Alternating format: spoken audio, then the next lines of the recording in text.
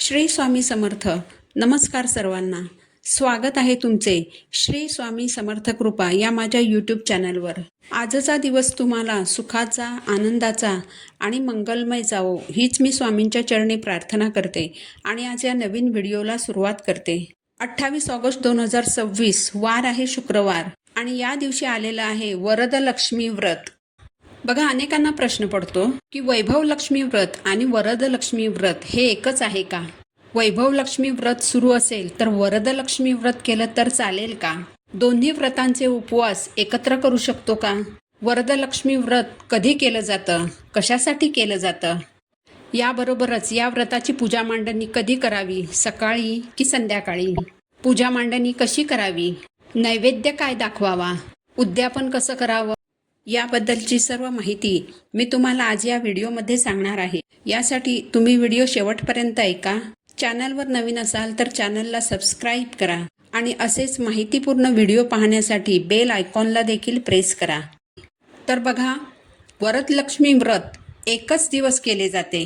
वैभव लक्ष्मी व्रतामध्ये आपण जो कलश ठेवतो त्या कलशामध्ये आपण पाणी भरतो, पण वरदलक्ष्मी व्रतामध्ये आपण जो कलश ठेवतो तो कलश आपण तांदळाने भरतो. वैभव लक्ष्मी व्रतामध्ये देवीला आपण खिरीचा नैवेद्य अर्पण करतो, पण वरदलक्ष्मी व्रतामध्ये 21 प्रकारचे नैवेद्य माता लक्ष्मीला अर्पण केले जातात. वैभव लक्ष्मी व्रताची मांडणी आपण संध्याकाळी करतो आणि वरदलक्ष्मी व्रताची पूजा आपण सकाळी करतो. त्यामुळे या दोन्ही व्रतांचा एकमेकांशी काहीही संबंध नाही. आता वैभव लक्ष्मी व्रत आणि वरदलक्ष्मी व्रत हे दोन्ही व्रत एकाच दिवशी करू शकतो का? तर बघा, तुम्ही जर वैभव लक्ष्मी व्रत करत असाल तर तेच व्रत तुम्ही करा, कारण दोन व्रतांचा उपवास एकत्र केला जात नाही. म्हणून जर तुम्हाला वरदलक्ष्मी व्रत करायचं असेल तर तुम्ही वैभव लक्ष्मी व्रत स्किप करा आणि फक्त वरदलक्ष्मी व्रत करा. म्हणजे तुम्हाला त्या दिवशी फक्त वरदलक्ष्मी व्रतच करायचं आहे. वैभव लक्ष्मी व्रत तुम्ही नंतर करू शकता. सगळ्यात पहिलं म्हणजे हे व्रत खूप महत्त्वाचं आहे, म्हणून प्रत्येक महिलेने त्यांच्या घरामध्ये ही पूजा करायचीच आहे. वरदलक्ष्मी व्रताला अनन्यसाधारण असं महत्त्व आहे. हे वरदलक्ष्मी व्रत कर्जमुक्तीसाठी, घरामध्ये सुख, शांती, समृद्धी नांदावी यासाठी, घरातील एखादी व्यक्ती सतत आजारी असेल तर आपल्या घरातील सदस्य रोगमुक्त राहावेत यासाठी आणि लक्ष्मी प्राप्तीसाठी हे व्रत आपल्याला करायचं आहे. बघा, आपल्या घरात लक्ष्मी येते, पण आलेली लक्ष्मी आपल्या घरात स्थिर राहणंही तितकंच महत्त्वाचं आहे. म्हणून माता लक्ष्मीचा कृपाशीर्वाद आपल्या घरादारावर राहावा यासाठी आपल्याला हे व्रत करायचं आहे. वरदलक्ष्मी व्रत म्हणजे एक प्रकारे माता लक्ष्मीचीच पूजा करायची आहे. त्यामुळे हे व्रत करायला चुकवू नका. वरदलक्ष्मी व्रत हे एकच दिवसाचं आहे. तर बघा, वरदलक्ष्मी व्रत श्रावणात एकाच शुक्रवारी येतं. हे व्रत दरवर्षी शुक्रवारीच येतं. म्हणजे तारीख कोणतीही जरी असली तरी वार मात्र शुक्रवारच असतो. हे व्रत एक दिवसीय असतं, म्हणजे एकच दिवस हे व्रत असतं. सकाळी पूजा मांडणी करायची, विधिवत पूजा करायची आणि संध्याकाळी उद्यापन करायचं.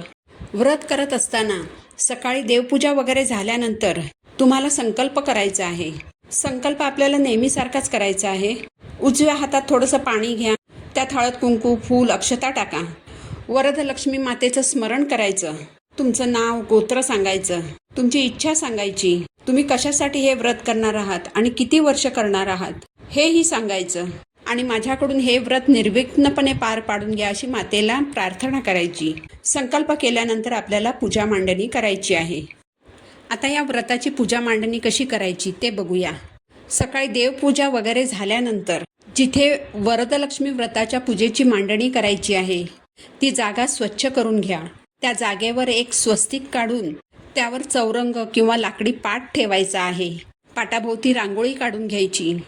आपण माता लक्ष्मीची पूजा करणार आहोत म्हणून चौरंगावर लाल वस्त्र अंथरून घ्या. तुमच्याकडे अष्टलक्ष्मीचा फोटो असेल तर तो चौरंगावर ठेवा.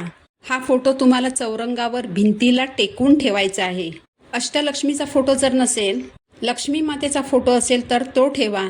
लक्ष्मी मातेची मूर्ती असेल तर ती ठेवा. यानंतर सगळ्यात पहिलं म्हणजे दिवा लावायचा आहे, कारण कोणतीही पूजा आपण दिव्याच्याच साक्षीने करत असतो. पाटावर एका बाजूला थोडेसे तांदूळ ठेवून त्यावर दिवा ठेवा. दिवा प्रज्वलित केल्यावर दिव्याला हळद कुंकू फूल अक्षता वाहून दिव्याची पूजा करून घ्या. यानंतर सर्वप्रथम गणपती बाप्पांची पूजा करून घ्या. तुम्ही देवघरातील गणपती बाप्पांची मूर्ती घेऊ शकता किंवा गणपती स्वरूप सुपारीसुद्धा ठेवू शकता. बाप्पांवर अभिषेक करून घ्या. बाप्पांवर प्रथम पाण्याने, मग दुधाने, मग पुन्हा पाण्याने असा अभिषेक करून घ्या. अभिषेक करताना गणपती स्तोत्र म्हणू शकता, अथर्वशीर्ष म्हणू शकता किंवा ओम गम गणपते नमः हा मंत्र देखील म्हणू शकता. अभिषेकानंतर बाप्पांची मूर्ती स्वच्छ कापडाने पुसून घ्या.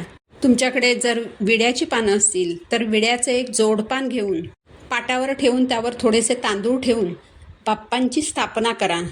विड्याची पानं नसतील तर एखादी डिश घेऊन त्यावर तांदूळ ठेवा आणि त्यावर बाप्पांची स्थापना करा. यानंतर गणपती बाप्पांची पूजा करून घ्या. बाप्पांना गंध, हळद कुंकू, अक्षता अर्पण करा. लाल फूल असेल तर ते अर्पण करा. वस्त्र अर्पण करा. दुर्वा अर्पण करा.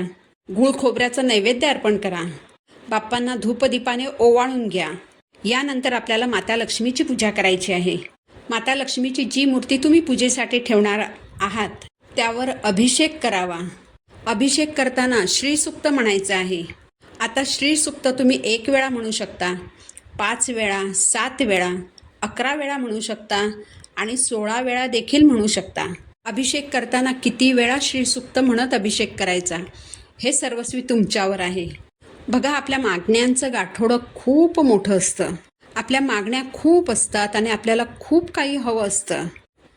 पण सेवा करताना मात्र आपण हात आखडता घेतो. मी तर म्हणेन तुम्ही 16 वेळा श्रीसूक्त म्हणत अभिषेक करा. तुम्ही 15 वेळा श्रीसूक्त म्हणा आणि फक्त 16व्या वेळेला फलश्रुती म्हणा. असंही तुम्ही करू शकता. कारण आपली मागणी मोठी असते तर सेवासुद्धा मोठीच करायला हवी, नाही का? आणि ही पूजा करताना आपल्याला ही एकच सेवा करायची आहे. या व्यतिरिक्त दुसरी कोणतीही सेवा करायची नाही. म्हणून तुम्ही 16 वेळाच श्रीसूक्त म्हणा. पूजेसाठी जर तुम्ही फोटो ठेवणार असाल तर फोटोवर फुलाने पाणी शिंपडून तो स्वच्छ करून घ्या. फोटोवर अभिषेक करायचा नाही. फोटो समोर ठेवून 16 वेळा श्रीसूक्त म्हणायचं. माता लक्ष्मीला गुलाबाचं अत्तर आवडतं तर फोटोला, मूर्तीला गुलाबाचं अत्तर लावा. हळद कुंकू अर्पण करा. वस्त्र अर्पण करा. माता लक्ष्मीला सुगंध आवडतो म्हणून सुगंधी फुलं अर्पण करा. मोगऱ्याचा गजरा असेल तर तो अर्पण करा. धूपदीपाने ओवाळून घ्या. यानंतर माता लक्ष्मीच्या फोटोसमोर, म्हणजे जो फोटो तुम्ही भिंतीला टेकून ठेवला आहे अगदी त्याच्या समोर पाटावर तांदळाने अष्टदल कमळ काढायचं आहे.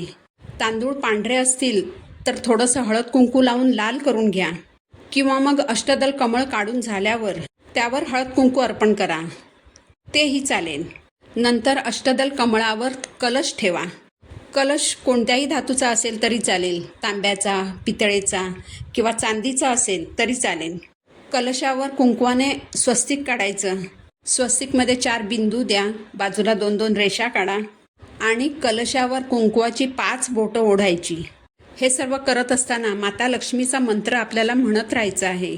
माता लक्ष्मीचा सर्वात सोपा मंत्र म्हणजे श्रीं श्रीं किंवा मग तुम्ही महालक्ष्मीचं विद्महे विष्णुपत्नीच्या धीमहि तन्नो लक्ष्मी प्रचोदयात हा मंत्रसुद्धा म्हणू शकता. पूजा मांडणी करताना माता लक्ष्मीचं स्मरण करत राहायचं आहे. कलश अष्टदल कमळावर ठेवल्यानंतर या कलशामध्ये आपल्याला तांदूळ भरायचे आहेत. कलशामध्ये पांढरेच तांदूळ भरायचे आहेत. त्या तांदळामध्ये 1 नाणं, 1 सुपारी, 1 फूल टाकायचं आहे. कलशामध्ये हळद कुंकू वाहायचं आणि त्यावर नारळ ठेवायचा. नारळ अगदी पाणीदार असायला हवा. नारळ स्वतःच्या पैशाने विकत आणावा. कुणी जर तुमची ओटी भरली असेल तर त्या ओटीतील नारळ वापरू नये. नारळावर हळद कुंकू अर्पण करायचं. नारळावर तुम्ही मोगऱ्याचा गजरा घालू शकता किंवा अगदी मुखवटा वगैरे लावून तुम्ही तो नारळ सजवू शकता. ही पूजा तुम्ही ब्रह्ममुहूर्तावर केली तर अतिशय उत्तम. पण जर शक्य नसेल तर तुम्ही 10-10:30च्या आत मात्र पूजा करून घ्या. यामुळे दिवसभर आपल्या घरात माता लक्ष्मीचा वास राहील. माता लक्ष्मीची जी ऊर्जा असते ती आपल्या घरात राहील. यासाठीच पूजा सकाळी लवकर करा. हे सगळं करत असताना आपण वरदलक्ष्मी मातेचं व्रत करत आहोत हे लक्षात ठेवा. कारण वरदलक्ष्मी म्हणजे वर देणारी लक्ष्मी, जी तुम्हाला तुमच्या इच्छापूर्तीसाठी वर देणार आहे. म्हणून सतत मनात वरदलक्ष्मी माता आणि तोंडाने मंत्र म्हणायचा आहे. पूजा झाल्यानंतर तुम्ही खिरीचा नैवेद्य अर्पण करू शकता. खरं तर वरदलक्ष्मी मातेला 21 पदार्थांचा नैवेद्य अर्पण केला जातो. तुम्हाला शक्य असेल, तुमची परिस्थिती असेल तर तुम्ही 21 पदार्थांचा नैवेद्य मातेला अर्पण करा. नाहीतर तुम्ही खिरीचा नैवेद्य अर्पण केला तरी चालेल. आता 21 पदार्थांचा नैवेद्य म्हणजे आपल्याला खूप काही करायचं आहे असं नाही. हे 21 पदार्थ आपल्याच घरात असतात, जे तुम्ही मातेला अर्पण करू शकता. तुम्ही वेगवेगळं एक एक फळ अर्पण करू शकता. अगदी वेगवेगळ्या प्रकारची एक एक फळं तुम्ही अर्पण करू शकता. तुम्ही मखाण्याची खीर बनवू शकता, रव्याची खीर बनवू शकता. वेगवेगळे ड्रायफ्रूट्स जर तुमच्याकडे असतील तर ते सुद्धा तुम्ही अर्पण करू शकता. ठीक आहे. अगदी जर तुम्हाला शक्य नसेल तर नुसत्या खिरीचा नैवेद्यसुद्धा तुम्ही अर्पण करू शकता. यानंतर आरती करायची. सर्वप्रथम गणपती बाप्पांची आरती करायची. त्यानंतर महालक्ष्मीची आरती म्हणायची. आपल्याकडे महालक्ष्मी मातेची जी छोटीशी पुस्तिका असते त्यामध्ये ही आरती दिलेली आहे, किंवा तुम्हाला यूट्यूबवर देखील ही आरती मिळून जाईल. यानंतर वरद मातेची कहाणी वाचावी. याशिवाय व्रत पूर्ण होत नाही.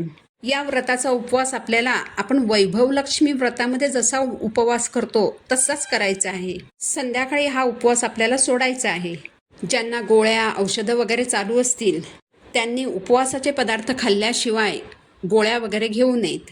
तर आता बघा, संकल्प झाला, पूजा करून झाली, नैवेद्य दाखवून झाला, आरती देखील करून झाली. यानंतर संध्याकाळी आपल्याला उद्यापन करायचं आहे. उद्यापन कसं करायचं तर संध्याकाळी उद्यापनासाठी 5 महिलांना बोलवायचं. त्यांच्या पायावर पाणी घालायचं, त्यांना बसायला आसन द्यायचं, त्यांची ओटी भरायची. आता ओटी भरायची म्हणजे फार काही करायचं असं नाही, तर तुम्ही अगदी साध्या सोप्या पद्धतीने ओटी भरायची आहे. बघा, खणा नारळानेच ओटी भरायला हवी असं नाही, तर तुम्ही तुमच्या परिस्थितीनुसार ओटी भरायची आहे. बघा, तुम्ही ज्या भक्तीने व्रत करता तुमचा जो भाव असतो तो अतिशय महत्त्वाचा असतो. तुम्ही केलेली पूजा महत्त्वाची असते. तुम्ही मनापासून म्हटलेले मंत्र तंत्र ह्या सगळ्या गोष्टी खूप महत्त्वाच्या असतात, ना की ओटी भरणं.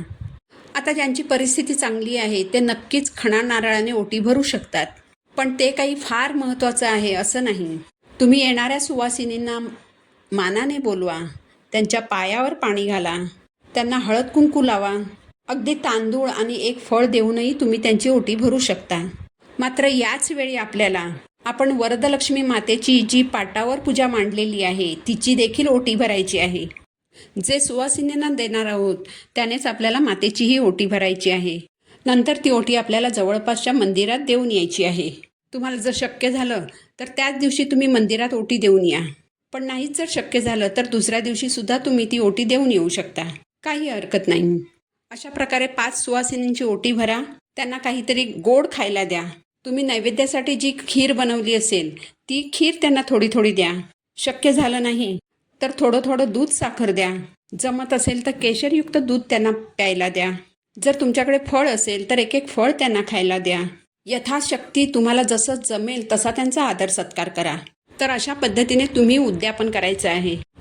उद्यापन झाल्यानंतर आपण जो पाठ मांडलेला आहे, जिथे आपण माता लक्ष्मीची पूजा केलेली आहे, तिथे देवीला नमस्कार करायचा, हात जोडायचे. देवीला सांगायचं की मी ही जी काही साधीभोळी सेवा केली आहे ती तू मान्य करून घे. माझ्याकडून काही चुकलं असेल तर क्षमा कर. देवीची माफी मागायची, देवीला शरण जायचं. जे काही तुमचं देवीकडे मागणं असेल, जी तुमची इच्छा असेल ते पुन्हा एकदा देवीला सांगायचं. माझ्याकडून अशीच दरवर्षी पूजा करून घ्या अशी देवीला मागणी घालायची. हे सगळं झाल्यानंतर आपल्याला तो पाठ उचलून घ्यायचा आहे आणि जिथून जिथून आपण सगळ्या वस्तू घेतलेल्या आहेत तिथे तिथे त्या ठेवून द्यायच्या. देवीची मूर्ती असेल, फोटो असेल तर तो देवघरात ठेवून द्यायचा. गणपती बाप्पांची मूर्ती देवघरात त्यांच्या जागेवर ठेवून द्यायची. नागवेलीची जी पानं असतात ती तुम्ही खाऊ शकता किंवा मग निर्माल्यातही टाकू शकता. कलशातले जे तांदूळ असतात ते थोडेसे आपल्या साठवणीच्या तांदळांमध्ये मिसळायचे, कारण त्याची आपण पूजा केलेली असते. थोडेसे तांदूळ तुम्ही पक्ष्यांना खायला घालू शकता आणि उरलेल्या तांदळामध्ये थोडे आणखीन तांदूळ टाकून त्या दिवशी त्या तांदळाचा भात शिजवू शकता. सुपारी जागेवर ठेवावी. ही सुपारी तुम्ही पुन्हा दुसऱ्या पूजेमध्ये देखील वापरू शकता. नाणं असेल तर ते देखील जागेवर ठेवून द्यावं. फुलं निर्माल्यात टाकून द्यावीत. देवीला जे काही गजरा किंवा फूल तुम्ही अर्पण केलं असेल ते थोडा वेळ तुम्ही तुमच्या केसात माळा. नंतर ते दुसऱ्या दिवशी तुम्ही निर्माल्यात टाका. अशा प्रकारे अगदी साधी आणि सोपी पूजा आपल्याला करायची आहे. बघा, हे व्रत खूप महत्त्वाचं आहे. तुम्ही हे व्रत एकदा करून बघा, तुम्हाला त्याचा अनुभव येईल. बघा, कुणी कुणी हे व्रत संकल्पयुक्त 5 वर्ष करतात, 7 वर्ष करतात किंवा 11 वर्ष करतात. मी तर तुम्हाला सांगेन की दरवर्षी हे व्रत करा. दरवर्षी एकाच वर्षाचा संकल्प करा आणि हे व्रत करा, कारण हे एकाच दिवसाचं व्रत आहे. अशाच पद्धतीने दरवर्षी व्रत करा. वरदलक्ष्मी म्हणजे ही वर देणारी लक्ष्मी आहे. म्हणून महिलांनो, कुणीही हे एकदिवसीय व्रत करायला चुकवू नका. तर झालेली सेवा मी महाराजांच्या चरणी अर्पण करते. पुन्हा भेटू नवीन व्हिडिओसोबत. श्री स्वामी समर्थ.